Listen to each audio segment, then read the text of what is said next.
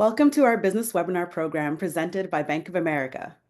Today's session is Finesse Your Founder Story, and we will learn a story framework to introduce yourself and your business and how to use that story to connect with customers and potential partners and investors.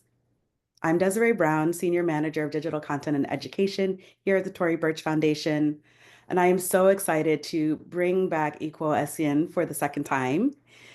Equo is a fundraising consultant and the founder of Crowdfund Your Dream. She has helped clients raise over $300,000 to fund their dreams, and she is also a filmmaker. So if there's anyone that knows about story and the power of story, it's Equo. We are in very good hands today. And so after her presentation, which includes a fun little surprise, we will have plenty of time for Q&A, so be sure to ask your questions in the Q&A box, and we'll do our best to get to as many as we can. We encourage you to take notes. As a reminder, we are not able to save the chat, so please take notes as we go along. But today's session will be recorded, so watch your inboxes for the replay link, as well as contact information and an exciting offer from Equo. And with that, I am going to turn it over so that we can get started with our learning today. All righty. Hi, everyone. My name is Equo Essien. I'm going to go ahead and just get into it because I got to talk fast. And I'm going to share my slides. So today's webinar is called Finesse Your Founder Story. I'm subtitling a writing workshop for founders because that's really what I am. I started off as a writer. And I hope that you leave this workshop understanding how to tell a version of your founder story that connects you with customers, that connects you with partners, that connects you with funders if you're trying to raise money for your business, and really helps you understand how you are the main character energy. You are the leading person in your own life. Let's see. So today you're going to learn why your founder story matters. We're going to take you through a case study comparing two versions of a founder story to see what is the distinction between your main character energy founder story, which is my phrase, and the kind of LinkedIn version of your life, right? We're going to walk you through the hero's journey story framework so you have a better understanding of that framework that is in all of your favorite books and movies. Then we'll guide you through how the founder's journey is essentially a hero's journey. If you want to make it one, choose your own adventure. We'll take you through some common narrative arcs that can help you tell a more evocative story that connects you emotionally with your customers, with your clients, partners, and funders. I'll give you some story prompts that are actually going to help you leave this workshop with a story, and I hope that you'll participate in the chat. Participation, I was hoping we could have a participation prize, but I think it's just being here today. And we'll have also some prompts on how you can adapt your founder story for different audiences and content types. I'm actually amazed, and clap for yourselves, that as of now, 545 and climbing people are on this webinar. When Desiree told me 200 to 300 were registered, I was like, oh, but now I'm looking and we're almost at 600 people. So I'm understanding that this is a topic that many of you are really interested in. So this is for mission-driven, diverse founders who want to tell their founder story in a way that connects with customers, partners, and investors, motivating them to take action, okay? And this matters, right? Because buyer funding and partnership decisions are driven just as much by emotion as rational thinking, okay? So you need to be able to connect emotionally with your customers, partners, and funders in order to drive revenue, fundraising, and growth for your business. If you're wondering what that missing piece is, why you're not able to tell a great story that kind of lands and sticks with people, it's the emotion. It's not up here, it's right here, okay? So maybe you know that your so-so story is leaving dollars and relationships on the table, but you're feeling like you're ready to step into center stage and become the main character, right? The hero of the story. And also maybe you're looking to build a platform and influence. You're going to leave this workshop understanding just how to do that, Okay, so first, let's talk through some of the reasons why this matters. Okay, one of the nonprofit founders I worked with was able to take his story, right? He is the founder of a theater festival. And he came to me and said, we have like 30 artists that we're featuring. I don't know how to tell this story. I was like, well, what if you make each of the artists the heroes of your story and you create a social media campaign telling each of their stories? He did that, was able to raise $14,000 in 30 days. A friend and colleague of mine, Miss Al Boogie, she's a dancer, songwriter, and producer. She took one of my storytelling and fundraising courses, and she was able to tweak her pitch, add photos, emails, do campaign updates, and she raised $44,000 in 40 days, right? And I know some of you on this workshop and on this webinar aren't looking to raise money, but these are just ways we take and apply your story to different things you want to do for your business, whether it's communications, marketing, or fundraising, okay? And then I was really excited because Miss Al Boogie was also the former marketing director of Stoops, which is an organization that brings arts and cultural performances to Stoops across Bed-Stuy, Brooklyn. I'm looking and we just hit 600 people in this webinar, okay? And she was able to, through what she learned through my storytelling and fundraising course, help Stoops raise $17,000, okay, by using QR codes, community partners, live events, a Friendsgiving social media campaign, and more. Now you're starting to see how you can take that story, and it's not just a story that sounds good to people. It's a story that can translate into partnerships. It's a story that can translate into dollars. It's a story that can translate into community building. Okay, and this also matters. One of my clients whose names I've changed for confidentiality, we worked on her pitch deck, the story that she was telling, specifically the slide about the big four banks she was trying to appeal to and how their mission overlapped with hers. And based on that one meeting with a big four bank, she got more than $100,000 commitment, okay? So it is time to finesse your founder story. And I hope that you are sitting up and you're ready to get into it. So who am I? My name is Ikwabi Essien. Sorry, I can't see the chat. I think I might have some friends in here. My sister might be up in here. Say what's up in the chat if you are.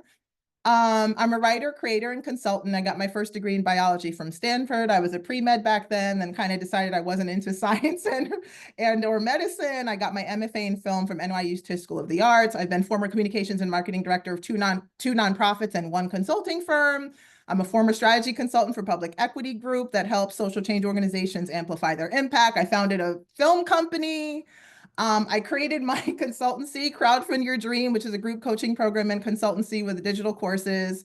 And I'm also the founder of the Elizabeth Darter Memoir Gallery and Artist Residency in my late mom's memory, in which I raised $35,000 in 8 weeks on I Fund Women to purchase land back home in Nigeria, where my family is from, so I can construct this memoir gallery and artist residency in her memory.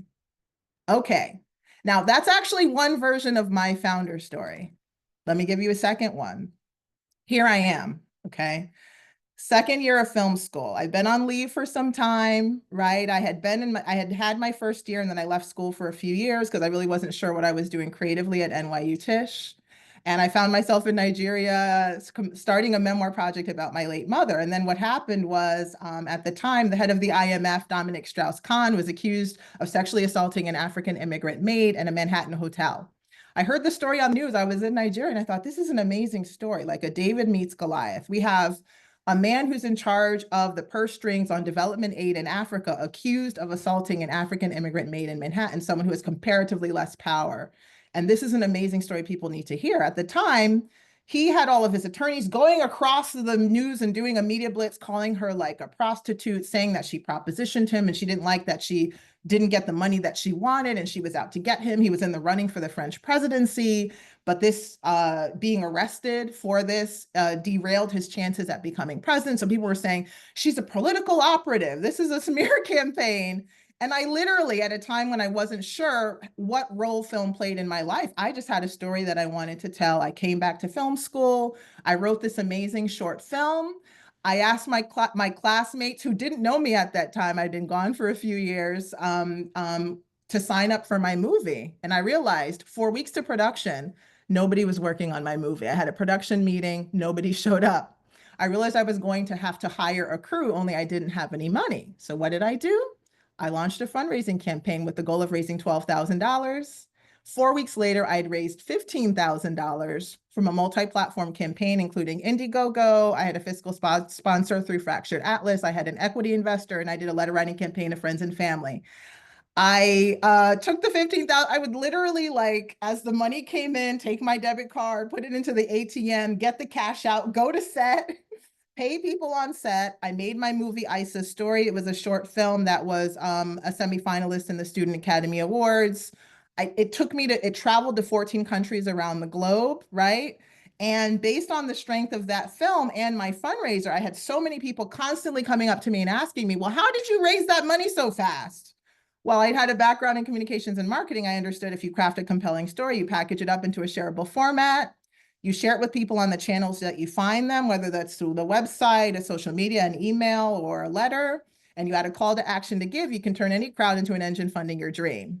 So based on that philosophy, and also what I developed was a culturally responsive fundraising strategy, because I knew my older African immigrant relatives weren't going to go on Indiegogo and put in a credit card, but they would send me a check. And if they saw that there was an institutional affiliation with Fractured Atlas, and they saw that I was institutionally affiliated with NYU, you know, Africans love degrees, they were more likely to send me a check, but that my younger friends that came from Stanford and NYU were more likely to go on Indiegogo.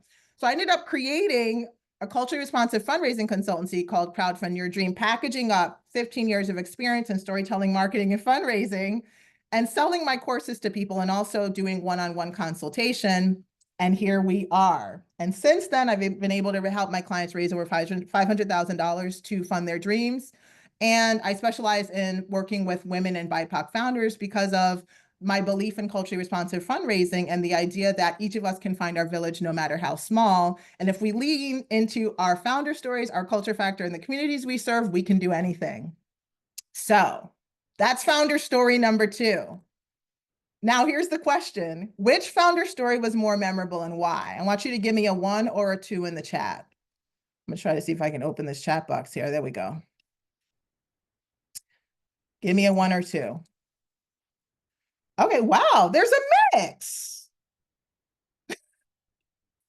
There's a mix. Okay, somebody said because drama. I'm seeing some 1s, I'm seeing some 2s. It's hard because there's so many hundreds of you here to know. Okay, Christina McCullough says 2 has heartstrings. Okay, 2 is more conversational, Alexandria says. Joanna says 2. Let's see. Amy Bonsall says, I'll remember 2 better. Nikkei says 1 for brevity. Kara said 1 to the point. Okay, I'm going to tell you what I think is the more memorable story. All right. Number 2. So number 1 is a laundry list of my accomplishments. Okay, that's the LinkedIn version of your story. That when I ask a founder to tell me what their story is, they typically send me the LinkedIn version. They just summarize everything. They string together a bunch of random facts about their lives, okay? And we call those random facts actually credibility indicators, which are important and have a role in your communications, marketing, and fundraising strategy. But they're random facts. I was just throwing stuff at you. I wasn't even really telling you any transitions between the two. There's no storyline. So without the transitions, there's really no storyline. There's no sense of transformation, really. It's just event after event after event with no wins, no peaks, no valleys. That's the LinkedIn supporting role version of my story. Now, number 2 has a memorable intro that pulls you in, what we kind of call a hook, the hook that pulls in the fish, right? It's a storyline with highs and lows, right? At first, there was a low, right? I had none of my classmates signing up for my movie. Then I raised the money. It shot back up into a high, and then it ended an upswing. I started a whole business, and I'm helping people raise hundreds of thousands of dollars. I've taken you on a journey of transformation. I've shared a major win, okay? That is the main character version of my story.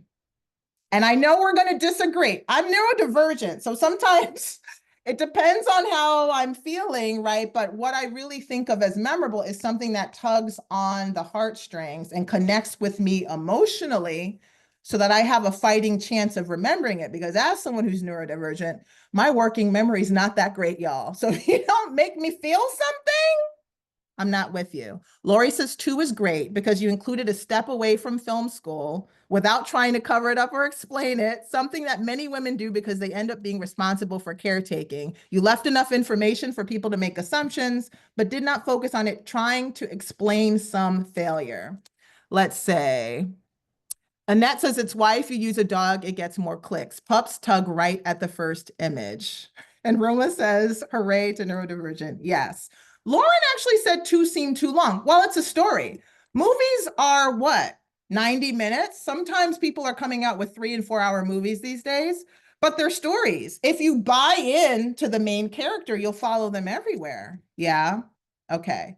So in my book, for the purposes of this webinar, if you don't like what I have to say, I'm the main character here, so you still got to listen to me. The hero's journey version of your story is always better than the LinkedIn version of your story. Not always, always. There's a time and a place, right? Like, let's say you're sitting on a panel and they ask you for 150 words biography. I can't give them story 2. I have to give them story 1 and throw in a bunch of credibility indicators so the people who are coming for the panel want to hear what I have to say. Right? But when you're trying to tell an evocative story that connects emotionally with your customers, with your clients, with partners and investors, you have to take them on a journey. Trust me, I got into fundraising and I go to all of these conferences thinking people want to talk facts and money. And all of these business CEOs do is talk about stories all day. They literally sit around trying to talk about stories. Yeah? Okay.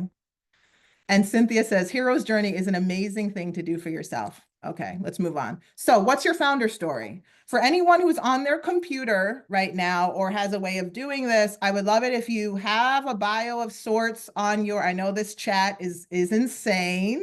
Yes, Kathy, this is the Tory Burch Foundation. I'm doing a webinar presentation. So if you are privy to a version of your story that you find on your LinkedIn or website or something, you're happy to throw it into a chat or even just provide the link to like your About Me page or your LinkedIn or something like that if you want to, okay? And we're going to take a look later on as I give you some prompts to tell a more hero's journey version of your story and see like what are the differences there. Okay. So you've probably heard of main character energy if you're on TikTok like me. Everybody's talking about it. Everybody talks about main character energy. You are the lead of your life, right? And if you didn't know it, if no one hasn't told you, when you were born, you were the main character. You are the main character. I know with kids, with your business, with your spouse, sometimes you feel like you're the last person, but you're actually the main character. Like Miss Piggy. Has Miss Piggy ever been in a scene where she was not the main character? Okay, no, right? And the first version of this webinar is actually called Write Your Main Character Energy Founder Story. So I like to put this slide here to remind myself that that's what we're talking about, okay? Getting into your main character energy. Like for me, when I wake up in the morning, I used to have an alarm that was like, wah, wah, wah, wah, and now I changed my alarm. It is the Sunday service choir singing Mary J. Blige's Good Morning Gorgeous. Good morning, gorgeous. And I'm going to stop there because I don't want to give Desiree a heart attack. I know we don't have legal doesn't have clearance for Mary J. Blige. And that's just me. That's just me. I want to wake up with a 100 person gospel choir singing to me Good Morning Gorgeous. That's how I want to start my day. I want to make my tea. I want to journal. I want to go for a walk. I want to feel like the main character of my life. And what's interesting is I had to reflect this morning because I was reflecting on my ex, who was actually an actor and a movie star. And when I left the relationship, I realized I didn't feel like I was a main character in my own life. I felt like I was kind of sitting around, like watching him do amazing things. Even though I had my business and stuff, I just did not feel like the main character. And today, as I was preparing to do this webinar, I was like, oh my goodness, I'm finally the main character. So that's what we're talking about. A glow up. Yes, Tanisha. Good morning, gorgeous. Okay, so let's move on. Your hero's journey is a story framework. Let's get to my notes here. That was first introduced by Joseph Campbell, and it's observed in many popular movies. You've probably seen the movies here, Lord of the Rings, Matrix, The Lion King. And it's a writing guide for authors who want to explore the adventures of the main character and really pull people in. Now, in general, the hero's journey it starts off in this ordinary world where you're living this oblivious life and you don't know that what your true destiny and calling is or the adventure ahead of you. So in the journey, there's actually a call to adventure and the hero refuses the call. They refuse to be told they're a hero. They say, no, I'm not going, right?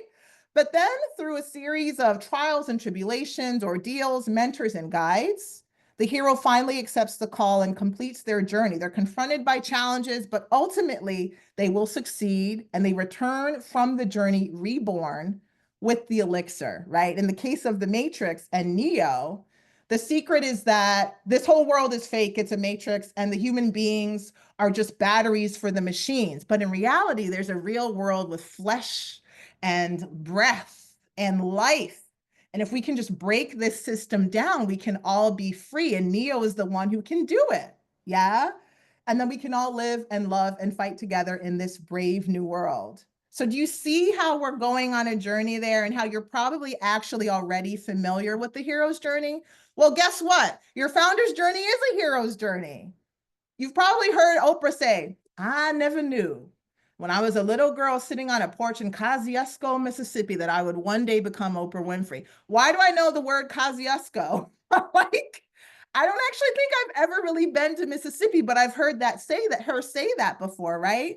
Same with Malala. At the age of 15, she was shot in the head on a school bus while protesting the Taliban's refusal to allow girls to be educated. Had to have a whole piece of her skull removed to stop the swelling, yet she survives.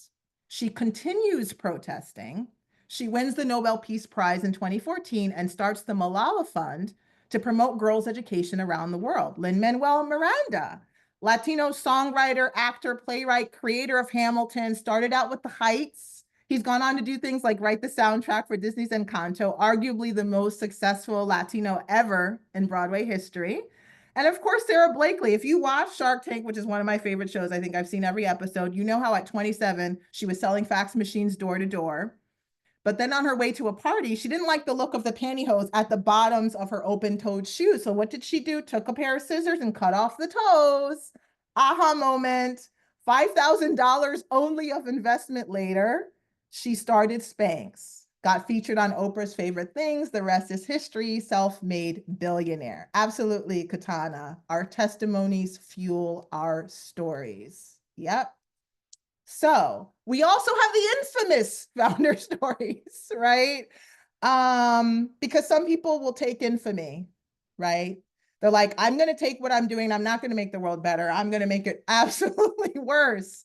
Bernie Madoff, huge Ponzi scheme. Elizabeth Holmes, and another Stanford alum, though she didn't okay, so technically not an alum, but she did attend Stanford. Stole billions of dollars in for Theranos, which never did what it claimed to do, and she's now trying to appeal her conviction. And of course, Sam Bankman-Fried, who's chilling with Diddy right now in a Manhattan prison. Okay, so now, most writers, I'm talking through like, so we've looked at this journey, right? And now I'm sort of breaking down this journey as an arc. So we're going to start looking at this as an arc. So Freytag was a novelist who developed a narrative pyramid to describe the structure, the storytelling structure that was used by fiction writers. This gives us a narrative framework for writing a story from start to finish, right? We have the exposition, which is the introduction. The action rises, we hit a climax, the action falls, we have a resolution. This is true if you're talking about anything from books to theater to films to even the narrative story I told about my experience as a founder, okay? But there's other ways that there's other arcs that you can represent a narrative, okay? So the Man in Whole arc on the right was made famous by American novelist Kurt Vonnegut, okay? And basically, there's a key here so you can see what these letters mean. G is good fortune, B is the beginning to the end, and we go from good fortune to ill fortune. So what happens in the Man in Whole is things start off well, they get bad, and then they get good again, right? So from a founder's perspective, life is great, sitting on top of the world, right? Then you fall on hard times. Maybe you lost money, you lost your company, or some other form of hardship.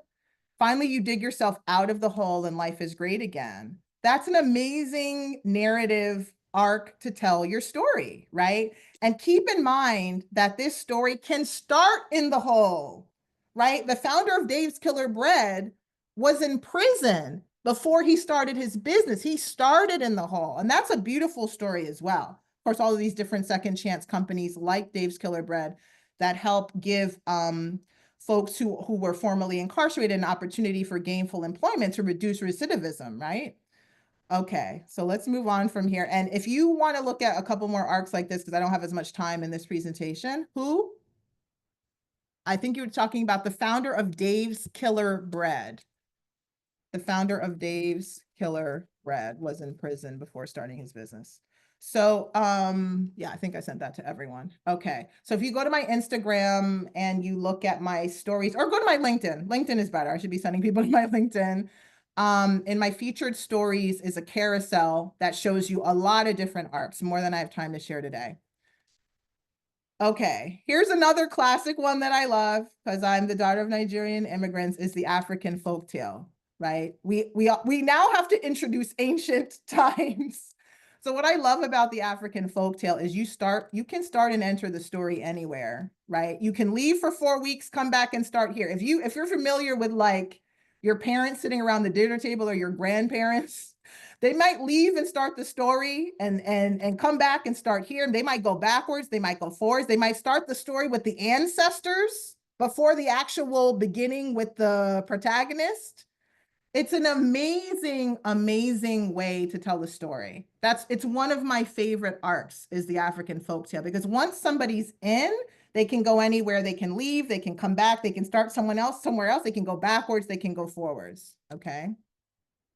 And what usually happens at the end of the journey in African folktale is the character may find themselves exactly back where they started, with slightly better, worse, or the same fortune, but far wiser, okay? So let's move on.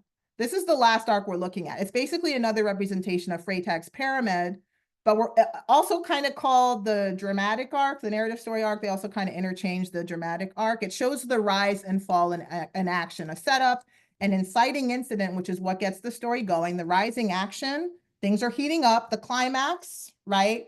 Success or failure happens here. Then we have falling action and resolution, okay? For you to understand and kind of see how does this apply to a founder story, my story that I shared with you is a narrative arc, right? So I'm planning my second year film school project. Nobody, nobody signs up and shows up for it. Rising action. I need to hire a crew, but I'm broke. Climax. I launch my campaign, right? And then I'm able to raise $15,000 in 4 weeks. I make the film, I win awards, and I travel around the world. Resolution. I unleash a passion to help people tell their stories, market their work, and raise money. I create a fundraising course and consultancy. Are you starting to see how using a narrative arc can actually help you tell a really engaging story that propels people to action, something that they can remember? Now, somebody earlier, I forget who, was like, well, that second story was kind of long. You can make it as long or as short as you want. Remember, you are the main character. Provided people keep listening, which you are here today, then it still works. All right, cool. Ooh, someone says they just asked ChatGPT to help them craft a narrative using the hero's journey. Love it, love it. Okay, thanks, Sophia. Sophia says you rock. Okay, 5 founder story questions. Now, I want you to be engaged here again. So if you want to download these questions, just scan this QR code and you'll get, it's like you have to enter your email address and then it will download to your computer. Don't worry about me sending you emails. I deleted my CRM. I don't email people anymore. I don't like emails. But this is the way you can access it, okay? And here are the questions. 5 founder story questions that you can ask yourself in order for you to tell a more engaging founder story, okay?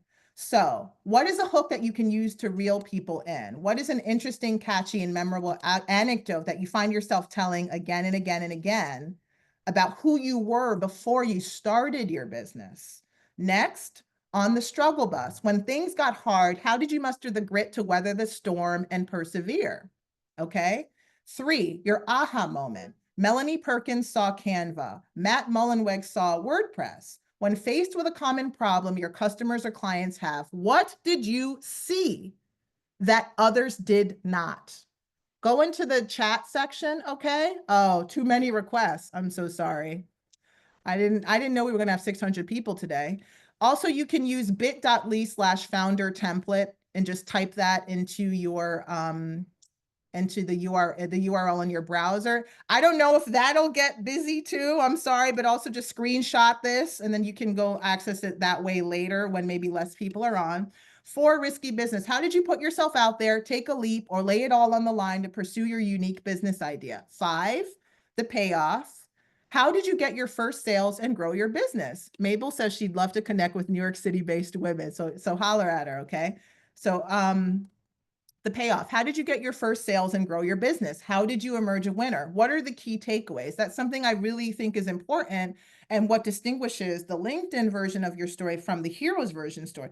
What did you learn? What do you know and have to offer? You know, when they call the unique selling proposition, what do you uniquely know and learn that makes you the right person for people to engage with, right? Share your wisdom with us. That's the difference between a story that's really evocative and treats you as a main character and a hero of the journey versus one that's like, so-so. Okay. Next, we have a surprise for you all. We're going to bring up one of the Tory Burch Foundation fellows, Chef Diva, to do a story workshop with us. And we're going to talk through her story. Let me unshare my screen real quick. I want you to take a screenshot of this if you want to know more about her. I'll give you 5 seconds. And then I'm going to unshare and she's going to hop up on stage and we're going to start going through her story so you can see kind of the differences between the LinkedIn version and the hero's journey version. Okay, I'm going to unshare now. And I think, okay, here you are. How are you? I think Desiree going to introduce you? No, take it away, Equal. Okay, sure. So this is Well, Erica. We've been going back and forth a little bit, talking through her founder story prior to today so that we could bring her up and see what the challenge is. And she doesn't have challenges. She's a superstar, trust me. But I'm going to go dive in. We're going to look at the founder story version 1, and then we're going to look at her founder story version 2 and have her share it with us. Let me share version 1 on my screen. Okay. And all my tabs, any of the other neurodivergence, and your working memory is how many tabs you have open because you don't actually have any working memory. Okay. Erica Michelle Lasser, also known as Chef Diva, is a native of New Orleans and the owner/chef of Diva Dog Food Truck and Chef Diva Foods. I may not read through it all because I want to make sure we have time. So after graduating from Southern University with a degree in marketing, she began working in finance in Dallas. 6 years later, following Hurricane Katrina, she decided it was time to move home and help rebuild her city. She enrolled in culinary school at Delgado, worked at the historic 5-star restaurant Commander's Palace before opening her restaurant on Magazine Street, Diva Dog, in 2012. Erica has appeared on Destination America's Last Call, Food Brawl, Flip My Food, and Kitchen Queens.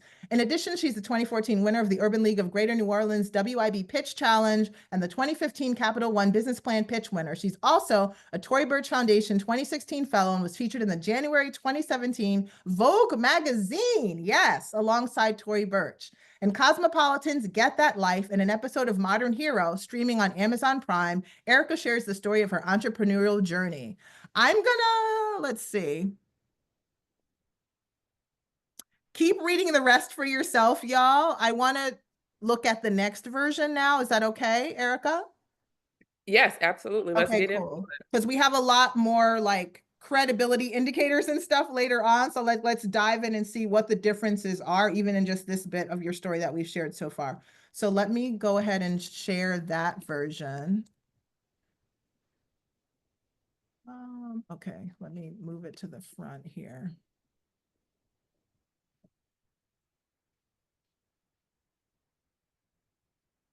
Okay, and I'd like you to share for us your story. This is your hero's journey version of your story. That's just like a little brief version. So let me match your energy and just bring it like you did. Awesome. So I was working in finance for like 6 years. They had me started in credit, and then I moved on to be an auditor where I was out and about. So I had the freedom. And then when they brought me back into the office, I was like, this is not the life that I want.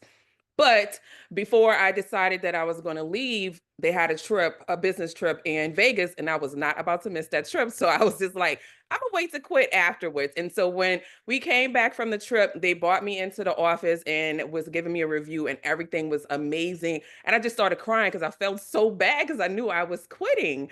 And at the job that I had so much personal information. They were supposed to walk me right out the door the day that I said I was leaving, but they knew who I was as a person, so they kept me on. And the crazy thing is they loved my cooking there. So when I was going away, they was throwing a surprise going away party. They tricked me into cooking for them. So that kind of like validated that I was making the right decision to leave to pursue my dream as being a chef. So that's the first part of it. You want me to continue on? Okay. Absolutely. All right. So the tough time never ends for me. But I do know, and I look back on my life throughout my whole life, and I know every time I have a tough time, it gets better always. So, and there's always a lesson within that tough time. So I always take those tough times. I'm going to complain about it. I'm going to cry about it, but I'm also going to find what is the lesson that I am supposed to learn? What is here for me to learn about this? And I always learn a lesson in my tough time. It always makes me better. It always builds my character. It always builds me as a businesswoman. So I embrace every tough time that I have. And my aha moments. Okay. Um, as a food truck owner, as catering, I'm in festivals, and I wasn't prepared. And it's also the reason why I teach festival classes now, because I didn't have people to ask, so like, how do I do this? And so it was very hard for me to navigate how much food to prepare, how much not to prepare, who to hire, and all of those different things. And also like having long lines. Long lines, it's just like I don't like. I want to get people in, get them out. I want to maximize my money. So when I had a long line, and when I have a long line now, I create diva names. So if you come to the line equal, I'm gonna give you Beyonce. You know what I mean? The next person's gonna be Whitney Houston, and then I we have love Aretha it. Franklin. And so what it does is it creates this people are just like, what's your name and what's your name? So people are just communicating with each other and forgetting about the fact that they're waiting a little bit longer for their food. So that was one thing that I love that I did, because anytime I'm in that bind where I have a long line, I'm bringing out those names and people get excited about it. And going out on a limb, for myself. Okay, so after the hot dog idea came to me, I just wrote down everything. Every idea. I remember I was working at Saks at the time, and when I didn't have anything to do, I'm just writing, I'm just writing. And I'm a kind of person that I trust myself. I trust what I want to do. I don't let people guide me into doing whatever their opinion is, especially if they don't have a business or never had a business or not an entrepreneur. And so when I went to, looking for my restaurant and just going through all the motions, I did not test out my menu. And people couldn't believe I wasn't testing out my menu. And like, you're not gonna like make sure this works. I'm like, my head, my brain, my dreams say it's gonna work, and it's gonna work. And so, I opened up my restaurant. Everything did work, but it just didn't work in the space of where I was. So when it went to the cha-ching moment, that's when I closed the business in 2013, and won a pitch competition to a seed money to start the food truck. And when I started the food truck in October of 2014, I made 30K in the first month. Now, mind you, I ain't sleep, but I made that money. And so that was the motivation I needed. Is like, this can work. 30K was not always. And I knew it wasn't going to be always, because I know the restaurant industry is up and down. So I had to keep that in mind too. I could be excited about that 30,000, but don't just like stay in it. Know that things might get a little rough. But once I made that 30K in the first month, uh, I learned to continue to educate myself. And like I said, I gave a class last night on festival vending, and I like to continue to educate people. And in my classes, I love for when people that know more than me come to the class and also educate me and educate others. And it's a continue of just educating each other, because we're in a world where, our attention span is very, very, very short. So we need to be able to keep up with what's going on. So I'm all about just growth and continue to learn and grow.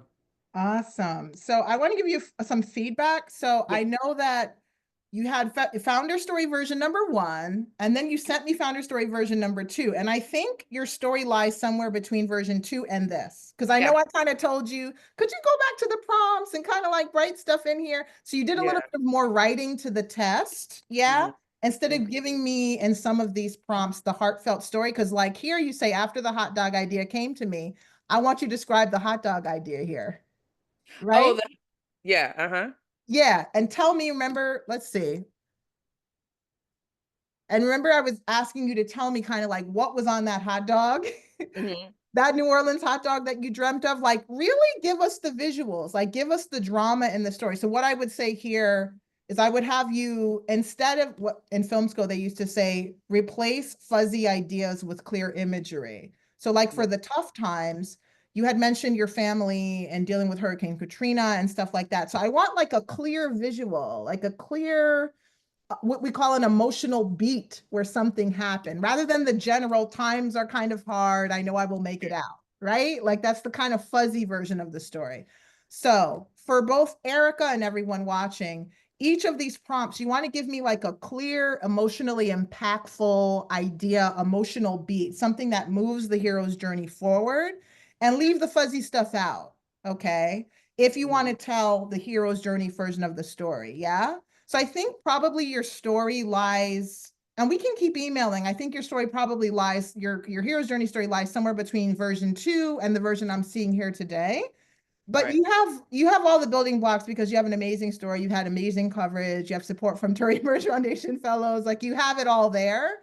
It's just how do you tell it in that way that really gets so almost like thinking of how you would pitch yourself, like if you just had to say it, like knowing what the beats are from beat to beat to beat. Right. But I want to thank you for joining because we have just a few minutes left. So I have to get through a few more slides. But everybody, please thank you and show some love to Chef Diva in the chat. Please share with her what was memorable about her story. Okay. Because that's important as well. Like the parts of your story that people remember. Because you'll notice there's going to be parts of your story people remember, and then there's going to be parts they don't remember at all. And that's a key to you about what's actually coming through and what you're sharing. So let me go back to my slides and do the final couple of slides. Let's see, where is Zoom?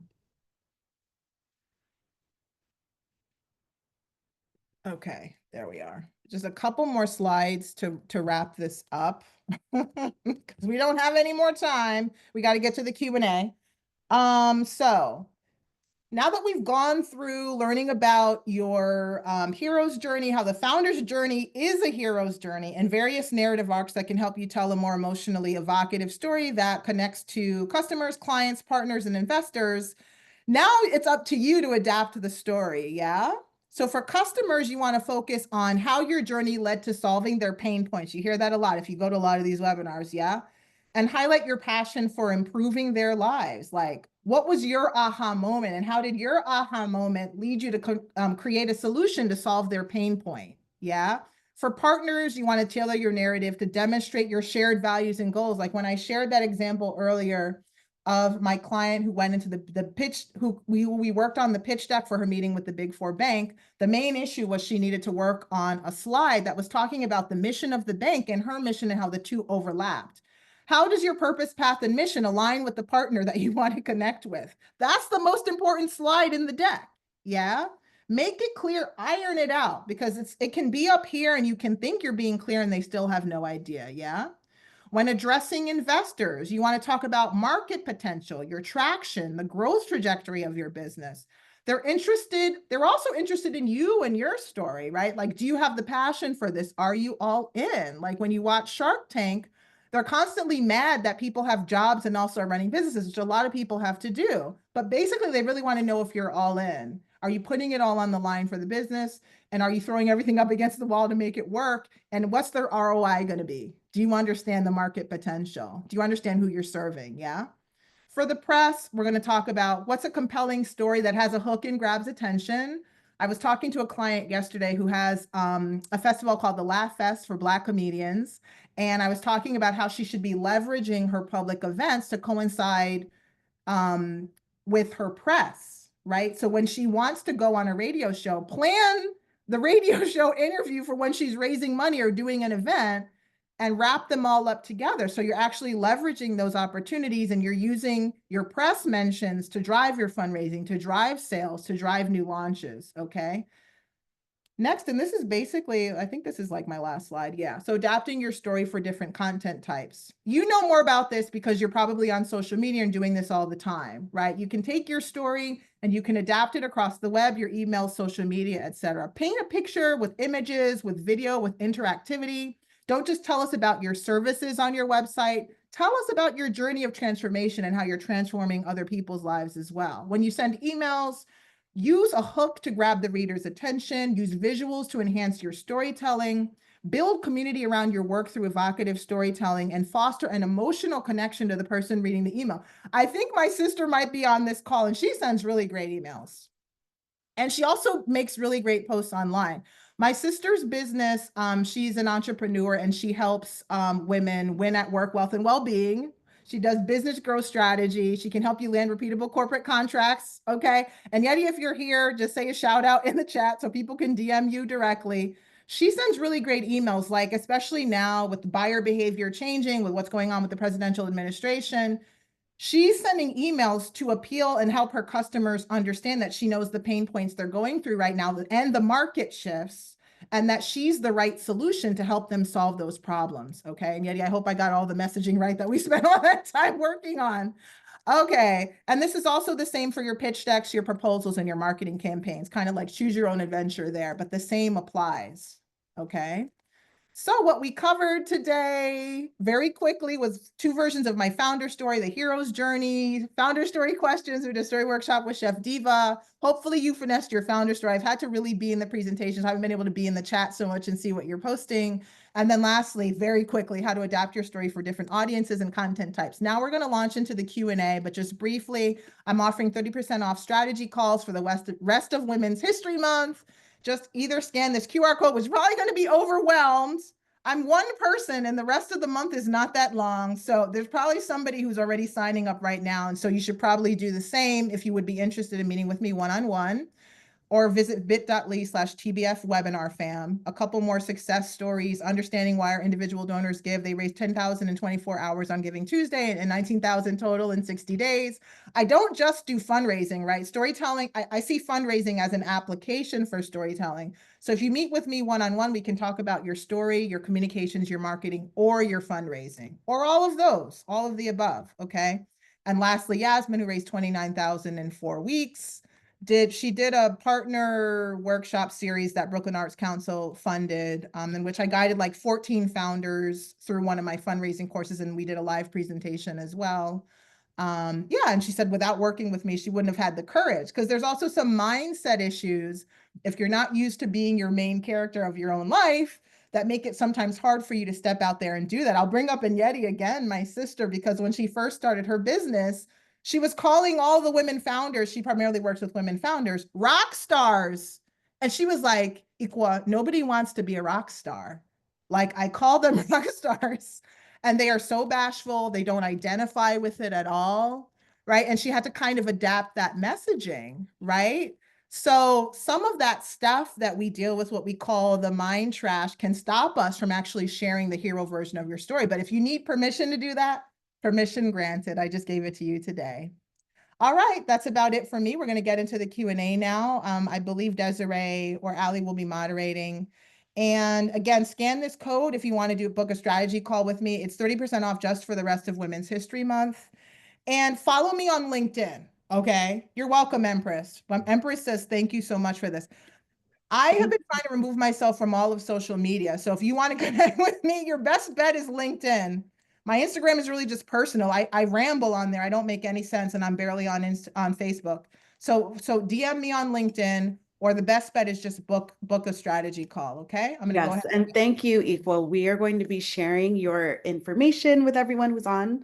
But let's get into the questions. I know that we have a lot of interest. Okay, and so you did a great demo with Chef Erica. Thank you again. And we'd love to bring home some of your feedback. So what Oh, question? Lauren is here. Sorry, I'm seeing some friends in the chat. Okay. What question should Erica ask herself to find that next emotional beat? Oh, okay. What question should you well, an emotional beat is really like it's a transition point. It's when the emotion changes. Let me try to put it into English, because being a filmmaker, writer, and neurodivergent, sometimes it's hard to put things. So it's a transition. It's like when there's a slight temperature change, right? So it's like maybe it was warm and then it was cold. Something shifted. What was that shift? And most people know that for their life story, right? Mhm. Like for me, it's like, mine was a little bit gradual, but one of the first shifts when I started my business was I had a client who argued with me over an invoice. And I said, it is the last time someone is going to nickel and dime me and not pay me for work. He said something like, I don't want to pay for that. I was like, no, you're going to pay me. After he paid me, he terminated the contract. And then that's when I actually sat down and created my consultancy. I said, I'm going to create a course in consultancy and nobody's ever going to argue with me about an invoice again. Temperature change. Okay. And I couldn't go back. So those are the kind of the questions you should be looking at. Yeah. I hope that answers it. That's a great People example. can also she's like, don't tell these people to message you because you got 600 people on this call. But if you have more questions about that one, I can think maybe what I'll probably do is post some content on LinkedIn that addresses some of this. Wonderful. And then speaking of LinkedIn, so you touched on how the LinkedIn version of a founder story is all about building that credibility. But we had a great question about building that credibility in a compelling story arc. How do you do that in kind of that version two of the founder story? Yeah, you just kind of weave in the credibility indicators. Like for me, saying I raised $15,000 in 4 weeks is both part of the arc and it's a credibility indicator that says, like the subtext of that is that I had learned enough as a communications and marketing and storytelling professional that I was able to package up a story and share it with enough people that I exceeded my 12,000 goal and raised 15,000 in 4 weeks. It's just baked in. You don't have to beat people over the head. That's the thing with like the LinkedIn version. And people always tell Mm. jokes about LinkedIn. Everyone's always like, I did this and this and this and this and that, and everything is amazing. Like over and over. Nobody wants to hear that version of your story, beloved. And sometimes your failures and the hardest moments of your life are the most impactful ones. So how did those dips help spring you forward to those wins? How did you go from the valley to the top of the mountain? Yeah. Mm.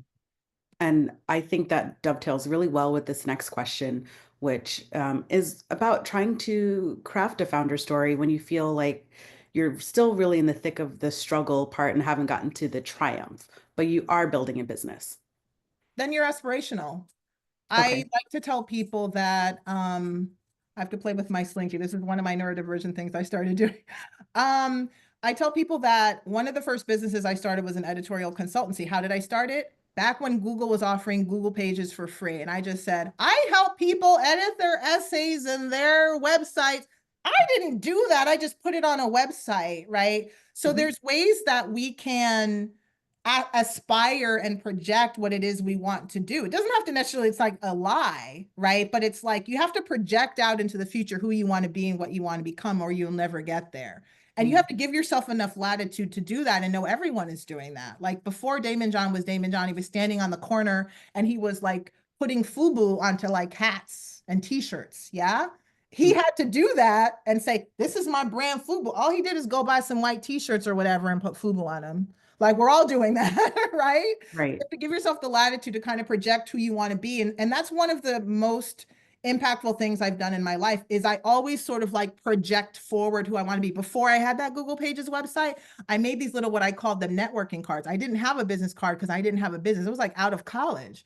And I just had on a networking card and I said, this is who I am. I like to write. I like culture. Here's my email address. And I would hand those around. And they were just basically talking about the things I was interested in, but I was projecting it forward into the future. So now I'm literally that person that I thought I could be then. Yeah. And it's all about having that vision and telling a story for the future. Mm-hmm. Um, okay, so we have founders on who don't really want to be the face of their business. Is there a way that they can still use the hero's journey arc to their advantage? Yeah. Make your product, your good or your service, the hero. So you want to feature people who have been served and helped. You can also make your customers the heroes. right? It's similar to how I had that slide talking about Nick, the festival founder, who was like, I've got 30 artists. How do I tell a coherent story? And I'm like, well, each of them is a hero. Make a social media campaign that tells each of their stories. Let them speak for your business. Then it becomes like a community-based campaign where you actually have partners who are helping you raise money by sharing their stories. So you need to take your product, your good, your service, your clients, your customers, your partners, and you need to make them the hero. So there was another client that we that is like it's a nonprofit that convenes other nonprofits. We did a survey of the nonprofits that they support. We did a whole social media campaign. We had photos and feedback from the nonprofits that they convene, and we called them like a champion series where we were actually featuring the nonprofits as the storytellers, because the founders of the nonprofit that convenes them didn't want to do video. They didn't want to be out there. All the things I was trying to coach them to do, they didn't want to do. But we still met and exceeded their goal by using the other folks that they serve to become the heroes. And with those heroes, those kind of outside heroes, you were still able to tell a cohesive story of the single service provider, basically. Yeah, because what they did, they worked with me. They hired me. I rewrote their story. I asked them a series of questions, which include the prompts we just had. And then I wrote basically like a cinematic version of their story, but I wrote it from third person. And then we had the long form sort of boilerplate version of their story. And then we adapted it to social, we adapted it to email, we adapted it to their website. I'm hoping down the line they will agree to do some form of a video where I actually feature them speaking. But there's a lot of people who don't want to do that. Like I have another sister who is a researcher at Northeastern, and before Biden left, she was one of the 400 early career scientists who were like commended by Biden. And so we were kind of working on how she could tell that story on LinkedIn. We haven't quite got there yet because she's one who also kind of sort of hides behind the research and all that. Someone else, Janae says she's a researcher at Northeastern. So yeah, it's a work in progress, but you have to find people that you can make the heroes. It could be your research. Yeah. Oh, that's wonderful. And then we have this question, and I'm sure this is one you get a lot. What advice do you have for a founder who's passionate about their business but doesn't feel like their founding story is necessarily unique or interesting? Honey, I can't fix that. You have to believe in yourself. Sure. There's a song I listened to when I was getting ready for this. It's called Superstar by Master KG. Mm-hmm. Put it in the chat. That's the song. You are a superstar. But it's the chorus is, I am a superstar. I am a conqueror. I am a shining light. That's who I am. And I just listened to the song on repeat. I have a whole playlist in my YouTube that are just songs to pump me up. Superstar by Master KG. I have a consulting friend who sometimes won't work with people. She'll tell them to go to therapy. I don't provide that service of helping you believe in yourself. You have to believe in yourself. And you may have people in your life that have, for whatever reason, made you not feel like you matter or you're important. A consultant can't help you do that. You have to believe in yourself and you have to do whatever it is you got to do so you get there. Yeah. Yeah. And I actually think this message of believing in yourself and being a superstar is a great place to end. And so thank you, Equal and Erica. We enjoyed your demo together, and Equal, we loved working with you, having you back for the second time.